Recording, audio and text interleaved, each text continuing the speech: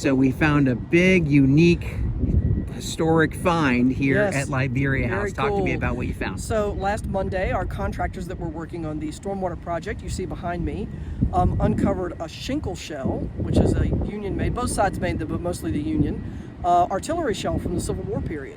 And they moved it and called us, and we came over and took a look, and I was like, yeah, that's a Civil War shell.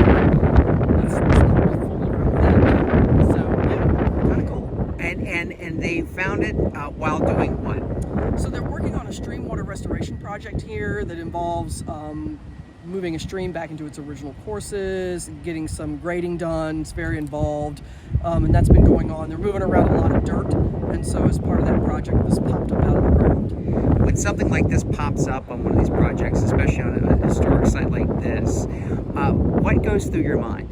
So first I got a picture texted to me, and I was with a potential donor to the collection, and I had to immediately excuse myself because I wanted to be sure that the shell was safe. And we came over and it was. Gunpowder, from my understanding of this particular type of shell, is independent of the shell, would have been loaded independently, and there was no fuse in it, so all these things are good.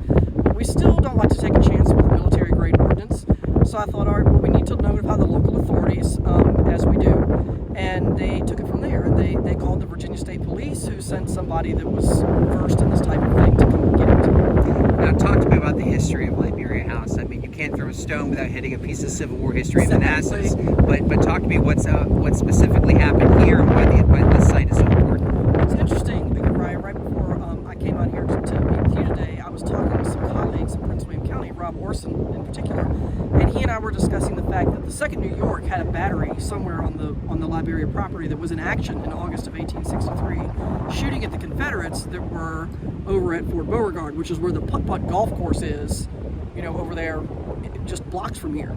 So this shell likely is part of that action. Can't prove that one way or the other, but really good chance that it was either left behind or fired and didn't explode. Really hard to tell just by looking at it but not touching it. Give me a little history of Liberia House. So Liberia was built in 1825 by the enslaved workers of the Weir family who lived here. By the 1860s, they were the largest number of enslaved people in Prince William County.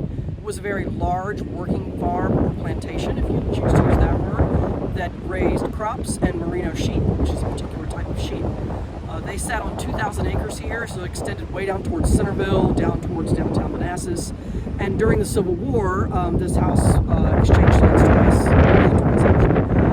Both presidents visited here, both Jefferson and Davis were here at one point, making this the only private home in America to be visited by both men.